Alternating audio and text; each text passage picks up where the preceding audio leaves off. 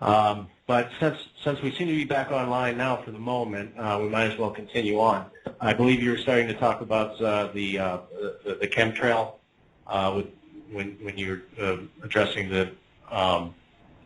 Excuse me, I'm still a little scrambled.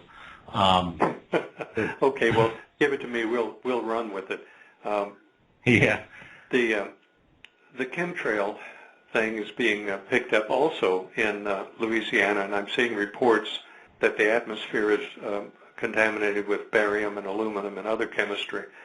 I wonder if some of the people down there think that's coming out of the Gulf. It's not. That is the aerosol out of the chemtrails. The program started over 10 years ago, and the primary aerosol at that time and still now is a mixture of barium salt. That is the primary aerosol in the chemtrails.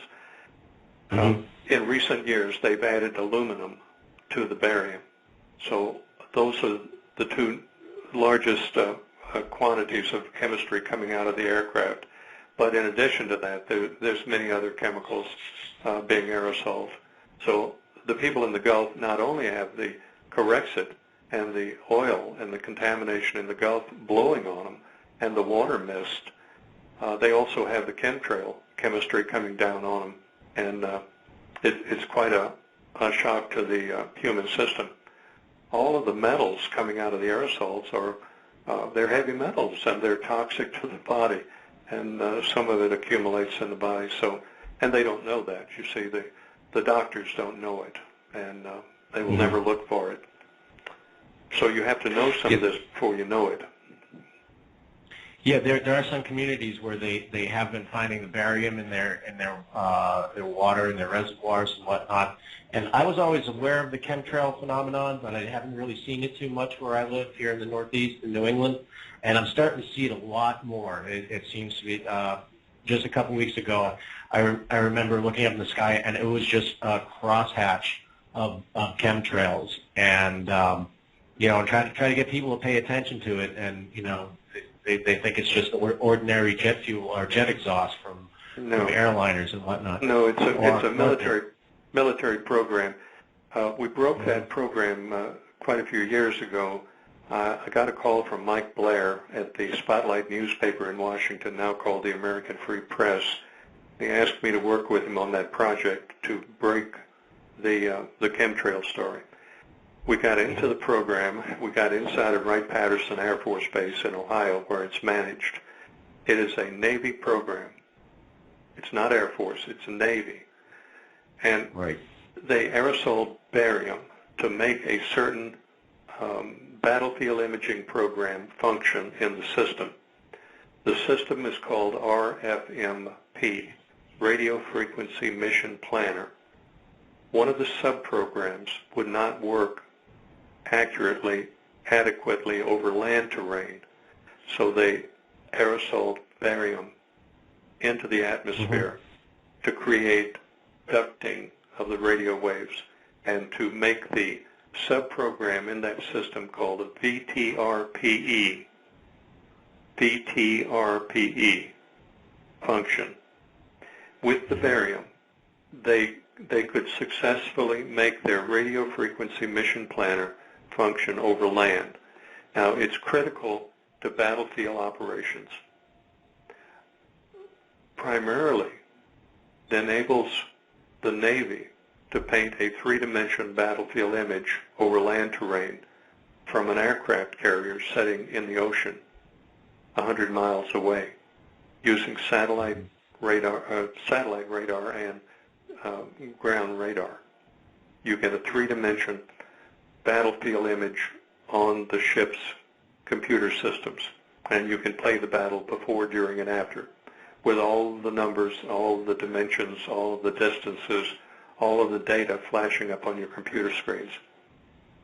If you can imagine a Pac-Man years ago, that's essentially what you have on the Navy computer screens as you go into battle. They used it successfully in Iraq and some of the battles and the wars over there. They've used it in Afghanistan. And that's what it is primarily about. That's how it started. But since that time, they've added aluminum to it. Now, the truth is compartmentalized in all of these programs. Many of the people, the participants in the programs, really don't know what the truth is. Everybody knows a piece of the truth and a piece of the lies. So we know that it's barium because we got to the people that designed the program. It's not speculation. It's an absolute fact. It is the radio frequency mission planner. If you search Google search RFMP, it'll come up. Now, we were successful in getting all of that out. We were the only people to get inside the program and still stay alive. They were quite angry that all of that was made public. The Congress is afraid of it.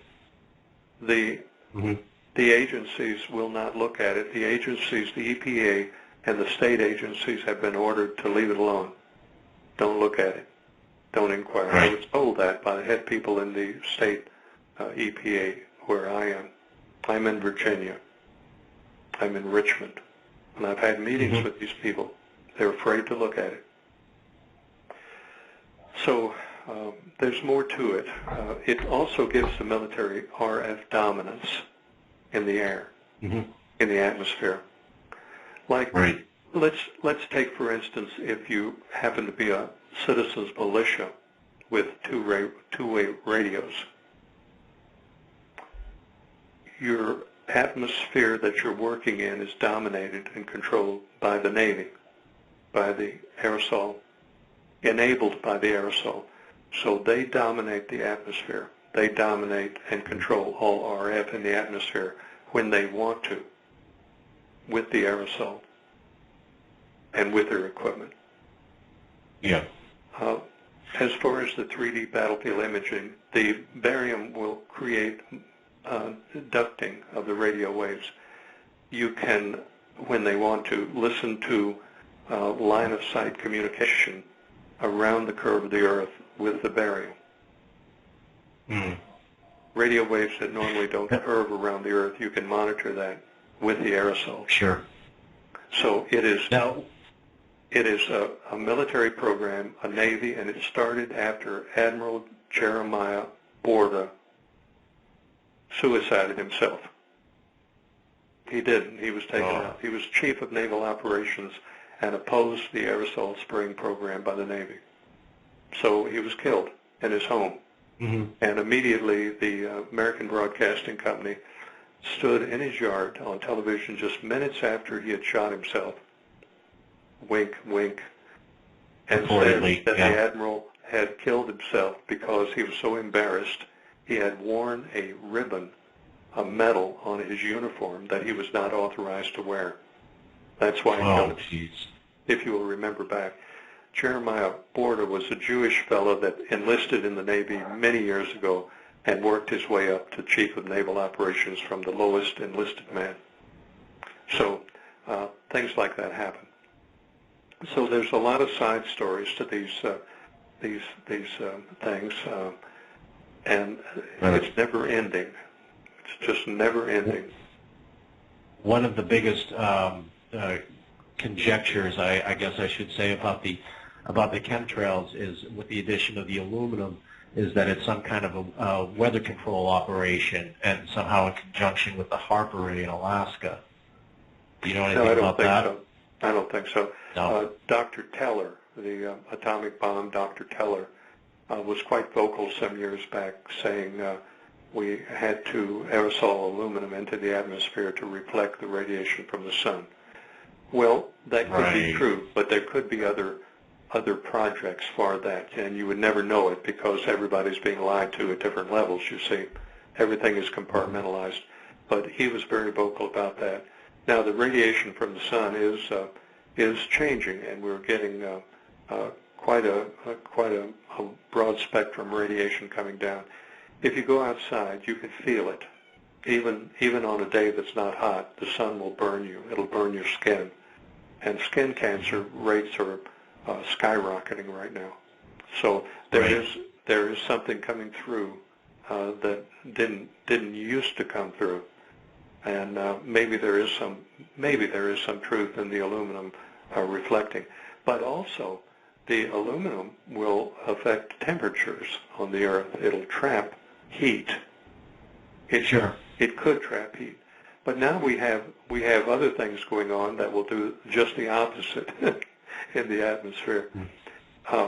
It's not one thing coming at us. It's about 10 or 15 major events coming at us all at one time. And it's very difficult for people to digest this and have any understanding whatsoever of these things that I talk about.